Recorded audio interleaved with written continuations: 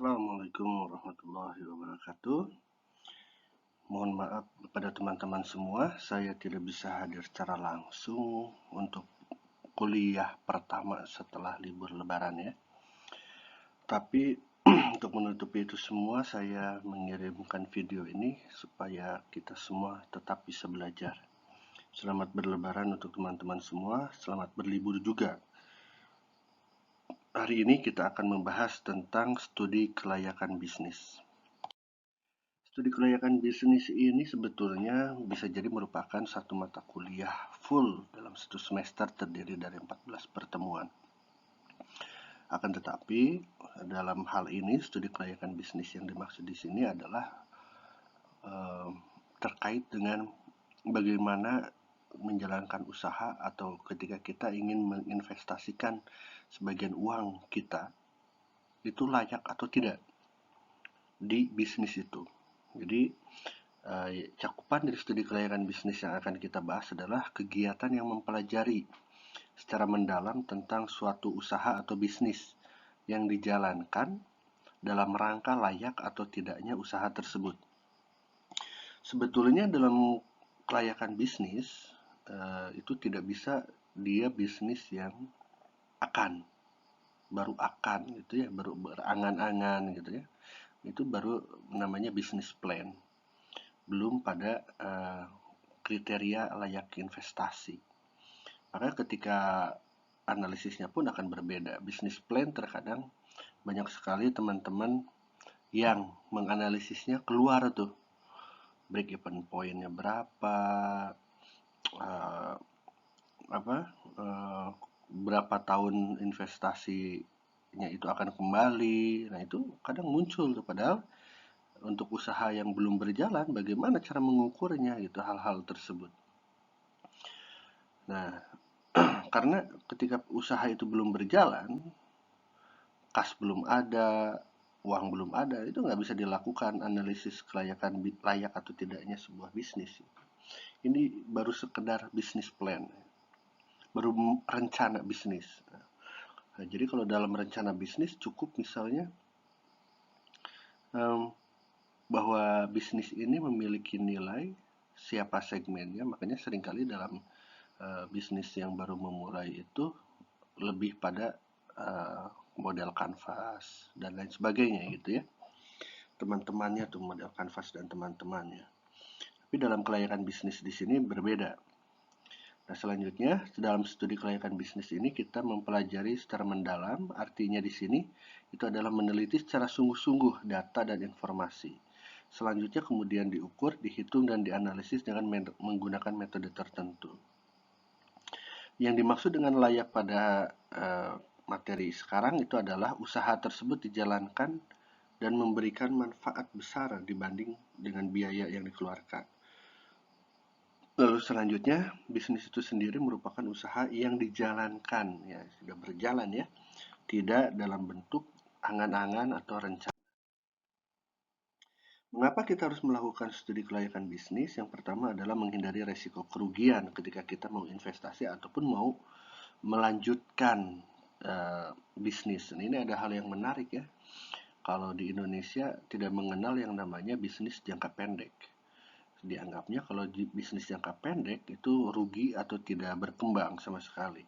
Tetapi di beberapa negara di luar sana, Australia misalnya, itu perizinan itu bisa untuk jangka pendek. Jadi izin usaha itu tidak harus 1 tahun, 2 tahun, tidak harus, bahkan hitungan bulan pun bisa gitu.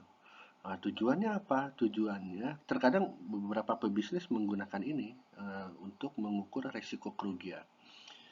Jadi mereka mengajukan usaha tertentu dengan izin sekian bulan misalnya, 6 bulan misalnya. Nah selama 6 bulan itu rapih tuh dicatat uang masuk, uang keluar, investasi yang dikeluarkan, apa saja yang harus dibeli, ukuran usahanya sebesar apa. Nah nanti dalam 6 bulan mereka harus tutup tuh. Nah, dari situ dianalisis bagaimana prospek bisnisnya, bagaimana kemungkinan untuk scale up dan lain sebagainya. Sehingga ada trial and error di situ. apa menjadi kendala, apa yang harus dilakukan, inovasi apa. Nah, itu muncul tuh nanti setelah 6 bulan. Kalau di Indonesia kan nggak bisa, satu kali izin masuk, ya selamanya juga akan terus berlaku gitu ya, bisa berlaku untuk 1 tahun, 2 tahun, seperti itu. Nah, sedangkan di luar berbeda. Sehingga apa yang terjadi di Indonesia, ketika izin bisnis itu keluar, maka itu bisa dibawa kemana-mana tuh. Bisa dijadikan usaha apa, jenis usahanya bisa berubah tanpa diketahui dan lain sebagainya. Terus juga bisa jadi rugi atau sudah gulung tikar dan lain sebagainya, nggak ada yang merhatiin karena tidak terlalu aware pada resiko kerugian. Sedangkan di luar sana sangat peduli sekali bahwa sebuah bisnis itu harus diperhatikan gitu. Ya karena di kita kontrol setelah atau pasca keluarnya izin itu tidak betul-betul diperhatikan juga oleh yang mengeluarkan izin itu ya. Kalau di luar sana ketika izin itu keluar maka akan dipantau bagaimana syarat-syaratnya, apakah sudah dipenuhi atau tidak, dicek misalnya kebersihannya, higienitas, keamanan pangan. Kalau kita kan di negara muslim gitu ya, bagaimana kehalalan produknya dan lain sebagainya itu dikontrol gitu. Nah, itu yang pertama. Terus yang kedua, memudahkan perencanaan sehingga ketika sudah 6 bulan izin itu diberikan, kita mendapatkan gambaran secara umum bisnis yang akan kita jalankan, maka kita rencanakan apakah kita akan menarik investor, apa scale up, pindah tempat, apa tetap dengan besaran bisnis yang sudah berjalan atau tidak. Yang ketiga, memudahkan pelaksanaan pekerjaan. Terus yang keempat, memudahkan pengawasan dan memudahkan pengendalian. Manfaat studi kelayakan bisnis ini yang pertama adalah untuk investasi, tadi sudah dijelaskan. Yang kedua, manfaat finansial, ekonomi nasional, sosial, dan lain sebagainya. Ini banyak sekali ya. Lalu, karena dalam studi kelayakan bisnis yang diperhatikan tidak hanya sekedar untung rugi saja.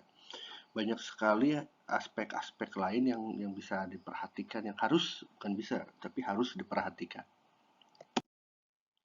Nah, pihak yang berkepentingan dalam langkah studi kelayakan ini antara lain adalah investor, pelaku bisnis, kreditur, pemerintah, dan masyarakat. Karena semuanya saling berkaitan ya. Jadi misalnya fakta di lapangan itu terkait dengan aspek pasar, nanti terkait juga dengan aspek lingkungan industri, aspek teknis, ada bagaimana mengelolanya, manajemennya bagaimana, sehingga aspek pasar, teknis, dan lingkungan industri ini dapat menjadi suatu kekuatan yang bagus terhadap perusahaan, lalu bagaimana pengaruhnya terhadap keuangan, bagaimana kemudian dari sisi yuridis untuk memperkuat bisnis ini bagaimana. Nah, ini terkait satu sama lain gitu ya. Itulah pihak-pihak yang berkepentingan. Nah, tips yang harus teman-teman ingat ketika akan melakukan studi kelayakan bisnis atau misalnya skripsi kelayakan usaha, harus diperhatikan juga bahwa kelengkapan dan keakuratan data ini menjadi sangat penting. Bahkan kalau bisa berkonsultasi langsung dengan tenaga ahli atau tim dari studi kelayakan gitu ya. Karena mereka sangat ahli di bidangnya, sehingga penting bagi teman-teman semua tidak hanya mendapatkan insight dari saya, tapi juga dari ahli-ahli lain di luar sana. Kemudian juga harus diperhatikan penentuan metode dan alat ukur yang tepat. Jangan sampai kemudian kita salah menentukan. Akibatnya bisa fatal karena hasil analisis akan berbeda. Nah, yang terakhir adalah loyalitas tim studi kelayakan ini kalau kita memiliki sebuah tim untuk melakukan analisis. Karena bisa jadi begini, satu tempat ini sebetulnya atau satu usaha ini tidak layak, tapi kita bilang layak dengan beberapa catatan. Nah, beberapa catatan ini untuk di Indonesia sangat disukai sekali. Karena apa? Karena catatan-catatan yang diberikan itu bisa mendukung untuk perusahaan itu bisa tetap berjalan. Misal, sekarang mulai banyak lagi startup bermunculan, lalu kemudian belajar dari startup yang kemarin yang banyak kolaps dengan cara suntik dana. Nah, yang sekarang juga meniru hal yang sama, padahal pelajaran dari sebelumnya itu banyak yang kolaps. Nah, hal yang tersebut diakibatkan dari loyalitas, karena tidak setia dengan konsep studi kelayakan bisnis, bahwa bisnis harus tumbuh dengan cara yang baik, dengan cara yang organik sehingga memiliki akar yang kuat. Jadi bisnis bukan semata-mata growth tanpa memikirkan pasarnya bagaimana, tanpa memikirkan sustain atau tidak. Nah itu uh, tidak diperhatikan di situ akhirnya.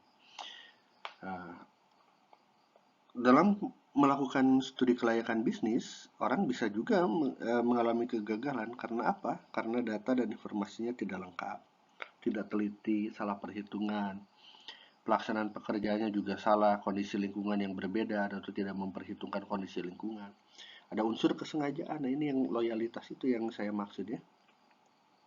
Ada yang ingin menjatuhkan usaha, ada yang ingin mengangkat usaha itu seolah-olah bisa atau layak, padahal setelah dilakukan investasi juga menjadi tidak layak. Itu perlu diperhatikan. Dalam sebuah bisnis ada yang namanya bisnis project cycle. Ini seperti ini, project cycle kalau kita jabarkan itu seperti ini. Mulai dari lahirnya ide sebuah project itu berdasarkan pada market base, resource base, policy base, baik itu secara regional, nasional maupun global ya. Lalu yang selanjutnya setelah ide project itu muncul, maka yang harus dipersiapkan tahap berikutnya adalah pengumpulan data pasar. Konsumennya siapa, ada di mana, usianya, pekerjaannya, dan lain-lain. Sehingga kita bisa mengukur segmen siapa yang ingin dicapai, promosi seperti apa yang ingin dicapai.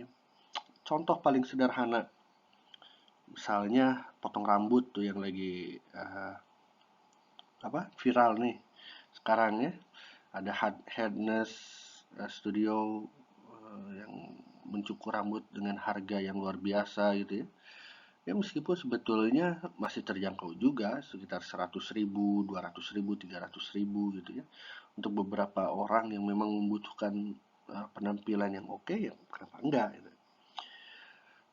Tapi saya pernah coba mencukur rambut dengan berbagai macam tipe tempat dengan bervariasi harga gitu ya. Terkadang memang harga tidak menentukan kualitas, tetapi sebagian besar memang menentukan bahwa harga yang diberikan adalah kualitas. Sehingga kita bisa tahu tuh segmennya siapa dari situ. Bagaimana mereka men-trade bahwa dengan harga sekian konsumen yang akan datang adalah si A, si B, apa yang ingin mereka dapatkan, potongan seperti apa, pelayanan seperti apa. Nah, itu harus diperhatikan tuh data pasar seperti itu. Makanya mereka si Harness Studio ini berani dia pasang harga tinggi karena memang mereka memiliki kualitas gitu ya, memiliki produk dari hasil potong rambut yang luar biasa. Itu udah di riset itu, meskipun misalnya di sampingnya ada tukang potong rambut yang lebih jauh harganya dari dia, misalnya cuma 10.000, tetap saja konsumennya dia akan datang ke dia. Gitu. Nah itu bagaimana pengumpulan data pasar. Lalu kemudian identifikasi proyek bisnis, pemasarannya, lingkungan industrinya, teknis, teknologis, manajemen, dan lain-lain. Setelah ide, lalu pasar sudah dapat, identifikasi proyeknya bagaimana, di mana dipasarkannya, bahan bakunya di mana, diolah setengah bakunya di mana, hasil jadinya di mana, bagaimana dipasarkannya, secara teknis dan teknologisnya bagaimana, manajemennya seperti apa, organisasinya, secara hukum dibentuknya seperti perusahaan apa, keuangannya bagaimana. Lalu kemudian pada tahap berikutnya adalah tahap penilaian. Izin usahanya bagaimana, pembiayaannya dari mana, pengelolaannya bagaimana. Itu harus jelas itu dalam bisnis project cycle. Ini tahapan dalam studi kelayakan bisnis mulai dari pengumpulan data dan sampai pada pelaksanaan usaha. Nah, pada studi kelayakan bisnis ini yang tadi saya bilang ya, ini harus dalam bisnis berjalan. Jadi, layak atau tidaknya sebuah bisnis, yang tadi saya bilang, ada periode tertentu di mana bisnis itu harus berjalan dahulu sebelum kemudian kita justifikasi bahwa bisnis ini layak dilanjut atau tidak. Jadi intinya harus jalan dulu supaya apa? Data yang kita peroleh menjadi valid. Strategi keputusan-keputusan rekomendasi yang kita keluarkan atau yang kita ambil menjadi lebih relevan. Nah, sekarang kalau bisnis itu belum berjalan, belum berlangsung, datanya yang kita peroleh dari mana? Pesaing kita atau orang lain. Itu tentu saja akan memberikan menghasilkan data yang berbeda, rekomendasi yang berbeda gitu ya. Karena akan berada pada lingkungan yang berbeda, pada orang-orang yang berbeda, manajemen yang berbeda, dan lain-lainnya juga berbeda. Sehingga bisnisnya harus jalan dulu supaya kemudian pengumpulan data dapat dilakukan. Ini adalah aspek dalam studi kelayakan bisnis, aspek yuridisnya, hukum gitu ya, terkait dengan hukum, aspek teknik teknologis, aspek pasar, finansial, organisasi, persaingan, kemudian lingkungan.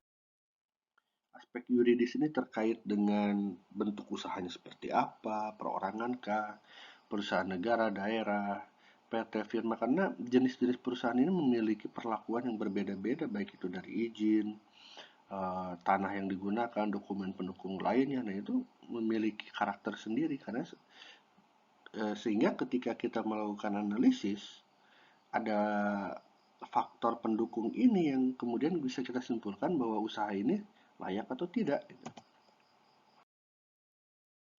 Ada aspek teknis dan teknologis, ini terkait dengan kebutuhan lahan, peralatan produksi gitu ya, jumlah tenaga kerja yang dibutuhkan, tata letak mesin dan alat, bahan yang diperlukan, proses produksinya bagaimana, itu dikontrol, dicek semuanya ya, sehingga menghasilkan produk yang sesuai dengan keinginan pasar dan juga secara hukum memang layak untuk dijual.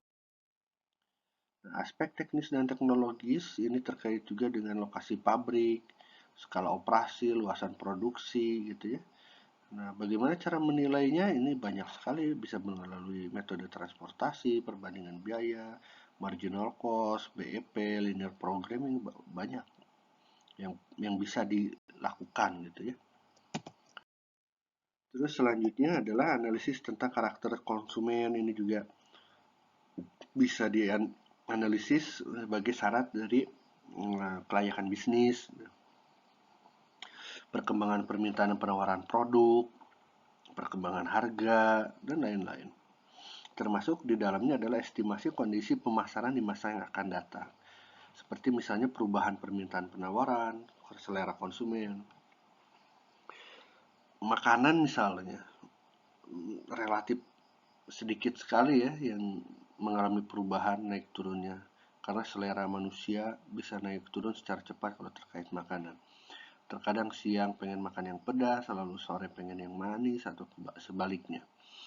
Ada yang pengen yang gurih gitu ya. Jadi relatif tidak terlalu mengalami banyak perubahan. Tapi ketika kita terjun dalam bisnis fashion, baru akan terlihat perubahan-perubahan. Ada yang per 3 bulan sekali stok harus habis sehingga memunculkan desain yang baru. Life cycle, bisnis cycle itu berlaku juga dalam hal bisnis tertentu ya, seperti fashion. Ada yang mulai bergaya ke tahun 90, 80, 70 gitu ya. Dan itu disengaja dimunculkan oleh industri-industri fashion. Jadi bisnis cycle-nya berjalan seperti itu. Jadi perubahan selera konsumen itu bisa kita ciptakan, bisa kita melalui survei gitu ya, melihat kecenderungan-kecenderungan yang viral seperti itu dan itu diikuti misalnya. Oh, sekarang lagi zaman misalnya pakai jaket seperti apa, kita keluarkan produknya. Senang misalnya anak-anak muda sekarang menggunakan kemeja flanel, keluarkan produknya. Nah, yang repot itu ketika kita salah dalam mengumpulkan data dan melakukan analisis. Ternyata bukan produk itu yang diinginkan. Makanya untuk beberapa produk fashion, mereka lebih senang menyasar pada komunitas tertentu sehingga memudahkan mereka untuk penetrasi pasar, memproduksi produk. Jadi tidak ada sisi gamblingnya di situ. ada kepastian bahwa produknya bisa dibeli gitu ya. Berbeda dengan produk yang umum. Terus mobil juga itu, handphone, bisnis-bisnis seperti itu sekarang mulai agak penuh sekali dinamikanya. Handphone misalnya per 2 minggu, per 1 bulan bisa jadi keluar produk baru yang perubahannya mungkin hanya sedikit ya. Misalnya di kamera resolusinya ditambah, kameranya yang tadinya 2 jadi 3, cuma sekedar menambah itu aja menjadi produk baru, memiliki harga yang baru dan lain sebagainya.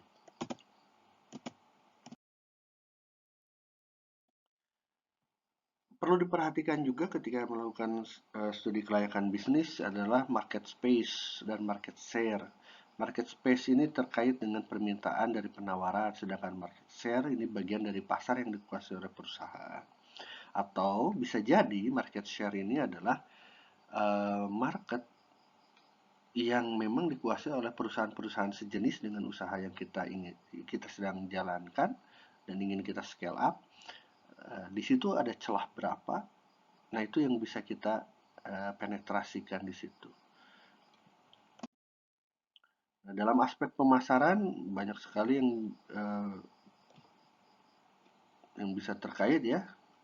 Terdiri dari segmenting, targeting, dan positioning.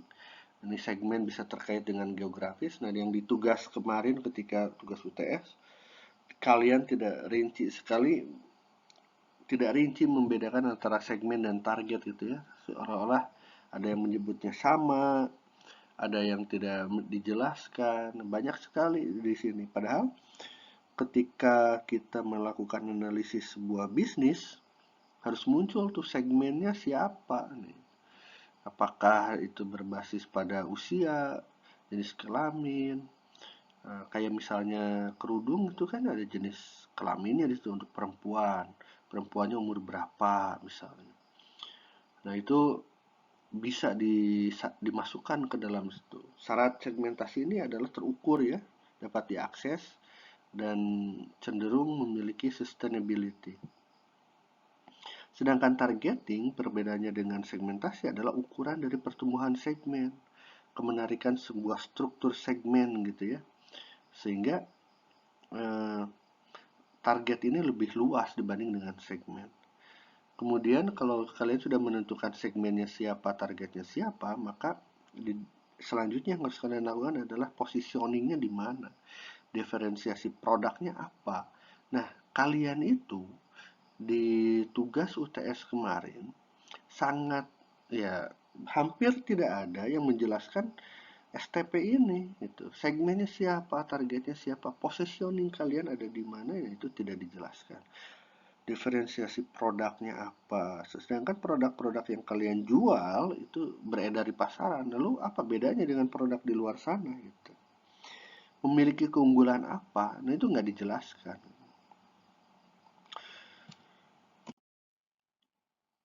Dalam hal marketing, ini ada bauran marketing ya, 4P. Product, price, place, promotion. Keempatnya ini tidak bisa dipisahkan. Empat-empatnya harus berjalan seiringan ya. Tidak bisa misalnya, saya yang penting produknya bagus, nanti juga tempatnya tidak akan mempengaruhi, promosi juga nggak akan berpengaruh, nggak juga. Keempatnya harus dilakukan secara bersamaan dan berurutan gitu, mulai dari strategi produk, bagaimana kalian menamai produk itu, membuat logo secara menarik, brand gitu ya, mudah diingat, ada call to action di dalamnya, menciptakan merek mudah diingat, kesannya modern, memiliki arti dan menarik, kemasan juga. Nah, yang tugas kemarin juga ini menjadi catatan saya, bahwa ternyata sangat sedikit sekali dari kalian yang melakukan transformasi perubahan antara before after dari sebuah produk. Seolah-olah kalian nggak ada keinginan untuk mengembangkan suatu produk gitu. Label gitu ya, pemuatan di mana dibuat, cara penggunaan, masa kadaluarsa. Kadang label yang kalian pasang itu kecil sekali, tidak memuat informasi apapun. Lalu yang kedua adalah strategi harga. Nah, harga juga memiliki strategi. Bukan berarti supaya cepat terjual kita kasih harga yang murah, bukan gitu. Terkadang seseorang perlu harga yang mahal untuk menimbulkan kepercayaan bahwa produk yang dijual itu memang bagus. Ini juga perlu diperhatikan. Terus place, tempat sangat jelas. Perlu kita memiliki tempat yang bagus gitu ya, supaya apa? Memudahkan proses distribusi baik intensif maupun eksklusif. Bagaimana kemudian kalau place-nya itu sebuah pulau terpencil gitu, siapa yang mau datang, distribusinya susah, mahal. Ini akan menjadi masalah gitu ya. Lalu yang keempat adalah promosi. Bagaimana mengiklankannya lewat sosial media kah atau tidak? Bagaimana cara mengecek bahwa sosial medianya itu terjangkau dengan luas atau tidak? Nah, itu harus diperhatikan. Bagaimana PR-nya, public relation, bagaimana PR itu tercermin dalam hal apa, itu harus diperhatikan. Ini secara tidak ini ya, secara rincinya STP itu seperti ini.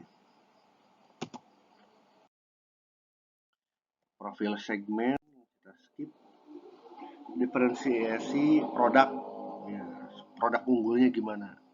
Jadi yang dimaksud dengan produk unggul yang memiliki diferensiasi itu harus diperhatikan. Yang pertama adalah core kompetensi. Kompetensi dari produknya apa nih?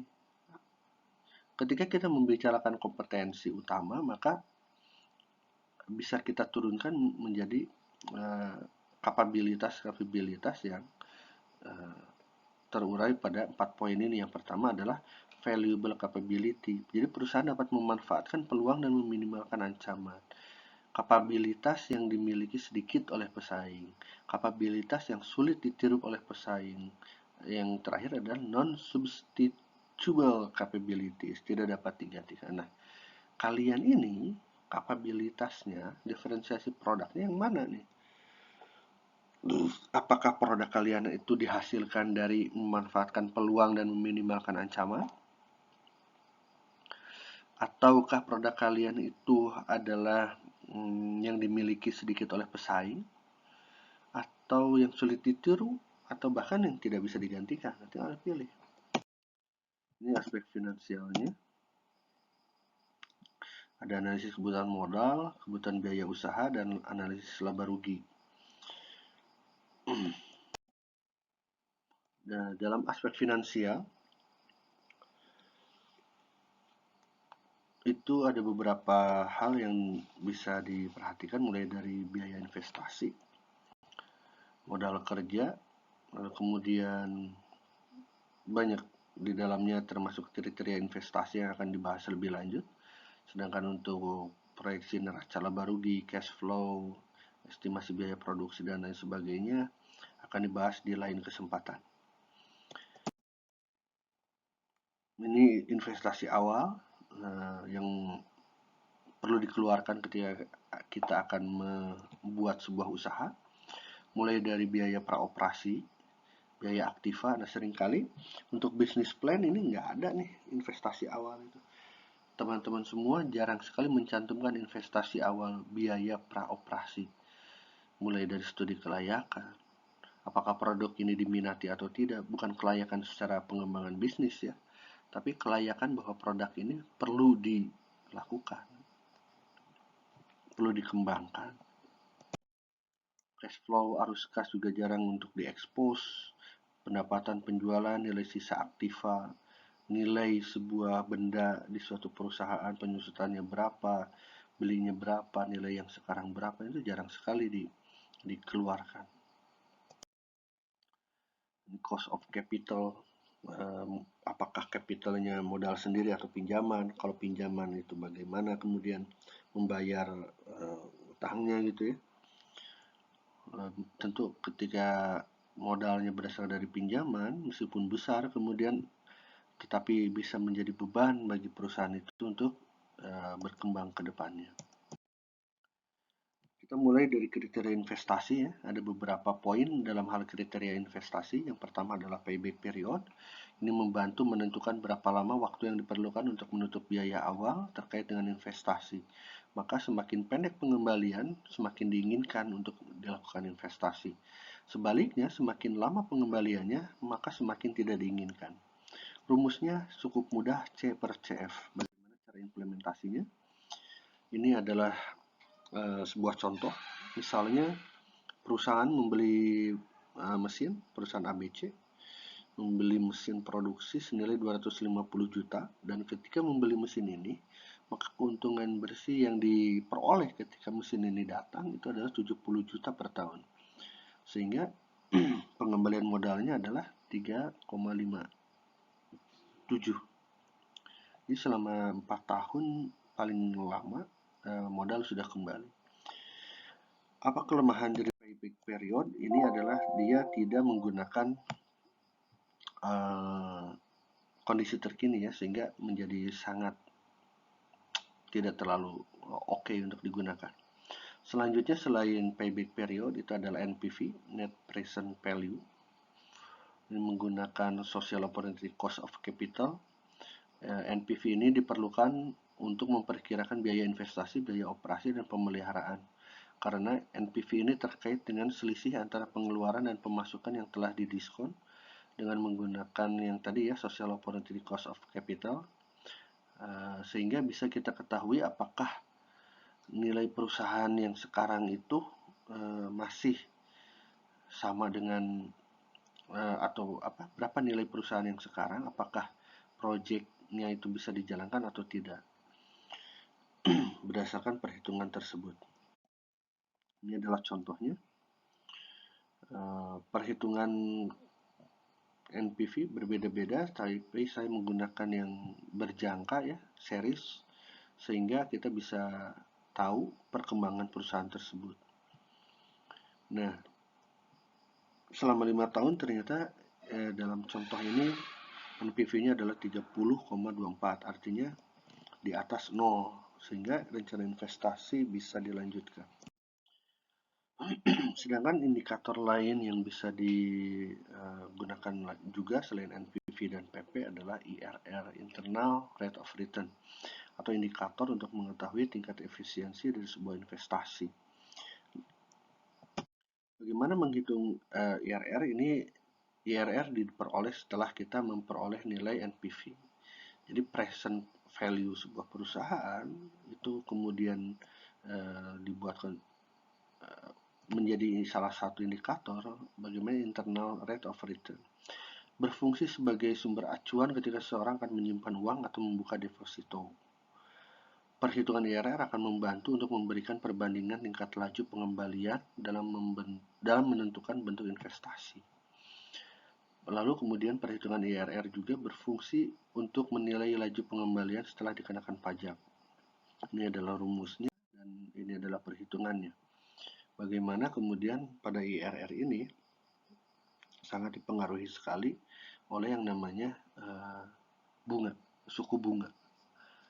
Jadi ketika suku bunganya tinggi, makanya ketika suku bunganya tinggi sekali, banyak sekali orang-orang kemudian melakukan penyimpanan di perbankan gitu ya. Tetapi ketika suku bunganya rendah, maka banyak sekali yang melakukan investasi di mana-mana karena tidak menjadi beban di dalamnya.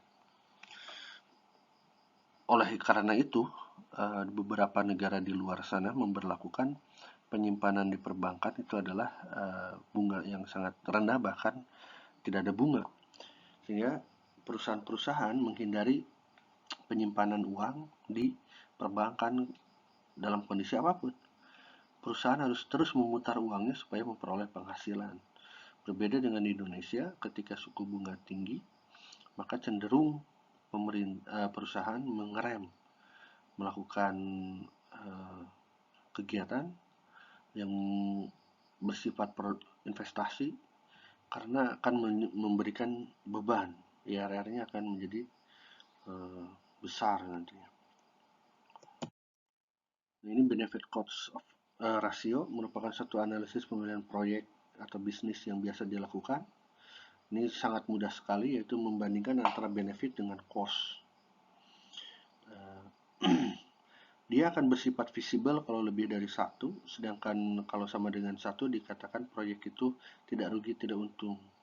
Jadi ya sebagian besar sih tidak mengambil yang sama dengan satu atau yang kurang dari satu karena bersifat tidak ekonomis. Selain BC rasio, ada juga BEP, break even point, di mana BEP ini adalah titik keseimbangan hasil dari pendapatan dan modal yang dikeluarkan, sehingga tidak terjadi kerugian atau keuntungan. Nah, ini adalah membandingkan total cost yang dikeluarkan dalam memproduksi sebuah produk, lalu kemudian berapa jumlah produk yang harus dijual untuk menutupi kerugian gitu ya. Beberapa jenis produk memiliki karakter yang unik, seperti misalnya ikan, buah-buahan, sayuran, itu memiliki karakter yang unik karena ketika sudah dipanen mereka akan mengalami pembusukan yang cepat, sehingga total cost yang dikeluarkan seperti misalnya pada gambar ini, ketika cost-nya ada di harga 10 misalnya di sini, maka pendapatan sebesar apa yang perlu dicapai supaya kemudian berapa unit yang harus dikeluarkan supaya titik impasnya cepat kembali, karena kalau kembalinya lama produknya cepat rusak, sehingga perlu dimajukan yang berakibat pada nilai produk yang menjadi tinggi di awal. Itulah kenapa sebetulnya pedagang ikan, sayuran, dan buah-buahan atau produk-produk yang mudah rusak yang lainnya gitu ya, jika tidak memiliki perlakuan khusus terhadap produk tersebut, mereka cenderung menjual pada harga tinggi di awal, lalu kemudian memberikan diskon-diskon pada penjualan-penjualan berikutnya ketika modal sudah diterima gitu. Kalau misalnya diperlukan 3 unit untuk kembali modal, maka dia akan cukup menjual 3 unit ini untuk menutupi semua kegiatan, lalu kemudian sisanya itu adalah keuntungan. Makanya tidak aneh banyak penjual produk-produk yang mudah cepat rusak, seperti yang dikatakan tadi, buah-buahan, ikan maupun sayuran dengan harga yang sangat murah, ketika misalnya di sore hari untuk sayuran gitu ya, itu sangat murah sekali karena kualitas juga tidak menjadi begitu baik. Sedangkan untuk buah-buahan biasanya harus menunggu sekitar 1 bulan baru kemudian harganya akan turun pada titik setengahnya. Ini dasar BEP merupakan elemen utama perhitungan. BEP adalah biaya tetap dan biaya variabel. Aktivitas produksi nilai biaya tetap akan tetap konstan, dia tidak akan berubah, sedangkan biaya variabel akan menyesuaikan dengan kondisi. Lalu kemudian elemen dalam biaya BEP, beda biaya tetap, biaya variabel, campuran, dan harga pokok penjualan, serta yang selanjutnya adalah margin laba. Ini adalah manfaat break-even point untuk mengetahui biaya total produksi, perhitungan laba, waktu balik modal, dan profitabilitas sebuah bisnis. Cara menghitung BEP ada 3 macam, berdasarkan per unit, per penjualan, atau per biaya. Nah, ini tergantung pada apa yang ingin kita capai, jangka pendek maupun jangka panjang. Per unit itu biasanya supaya kita mudah untuk menghitungnya, sehingga dalam jangka pendek bisa dengan cepat, kalau barangnya sedikit gitu ya, itu per unit sangat mudah. Metode ini merupakan tolak ukur dari nominal biaya tetap yang kemudian dibagi dengan harga per unit setelah dikurangi biaya variabel. Nah, pada metode BEP ini tepat digunakan untuk mengerti kontribusi produk per unit. Jadi kalau produknya banyak, kita ingin tahu berapa per unit ini harus dilakukan, penetapan harganya, nah ini yang bisa dilakukan. BEP per unit. Sedangkan untuk BEP per penjualan, ini bisa jadi dihitung keseluruhannya, nggak memperhitungkan lagi unitnya gitu. Yang penting secara total penjualan harus sekian, ada target-target yang ingin dicapai. Ini contoh perhitungannya untuk per unit ya, sangat mudah sekali. Sedangkan untuk per penjualan seperti ini. Ini untuk biaya BEP per biaya. Selain indikator-indikator yang tadi, kecenderungannya saat ini banyak sekali orang-orang berinvestasi melakukan kelayakan bisnis untuk sebuah perusahaan itu dilihat dari EBIT maupun EBITDA. EBIT ini singkatan dari earning before interest maupun tax, sebelum bunga, pembayaran suku bunga gitu ya, dan pajak. Atau dalam bahasa Indonesianya adalah laba sebelum bunga dan pajak. Nah, sedangkan EBITDA bedanya ada D dan A, yaitu depreciation and amortization. Sebelum depresiasi, yaitu biaya penyusutan dari sebuah perusahaan, dan amortisasi. Misalnya dia memiliki cicilan di bank, tidak hanya dihitung bunganya saja, tetapi kemudian dia harus bayar berapa, besarannya berapa, nah itu diperhitungkan sehingga jelas perusahaan itu memiliki nilainya berapa. Fungsinya sebagai indikator yang memberikan informasi mengenai tingkat profitabilitas. Nah, ini lebih rinci karena untuk mendapatkan EBIT dan EBITDA diperlukan sebuah laporan keuangan yang sudah melalui semacam analisis dari akuntan. Ya, jadi bisa dipertanggungjawabkan. Rumusnya sangat mudah untuk memperoleh informasi EBIT maupun EBITDA. Cukup ditambahkan laba bersih plus bunga dan pajak untuk EBIT. Sedangkan EBITDA itu laba bersih, bunga, pajak, depresiasi, dan amortisasi. Lalu bagaimana cara menghitungnya? Ini tinggal ditambahkan saja, sedangkan pada tingkat akhir cukup dijadikan pembagi terhadap enterprise value, yaitu nilai keseluruhan yang dimiliki oleh sebuah perusahaan. Sehingga nilai sebuah perusahaan itu dibagi oleh EBIT, nilai EBIT maupun EBITDA tadi. Kalau nilainya di bawah 10, nah itu bagus tuh perusahaan. Karena apa? Berarti perusahaan tersebut memiliki aktivitas yang sangat tinggi. Berbeda halnya kalau di atas 10. Kalau di atas 10 berarti aktivitas sangat rendah. Aktivitas flow keuangannya gitu ya, sangat rendah. Nah, ini yang menjadi sebuah penilaian yang sekarang sedang banyak dilakukan. Sebetulnya tidak sekarang juga, dari dulu memang untuk investor-investor lawas menggunakan ini untuk penilaian sebuah perusahaan.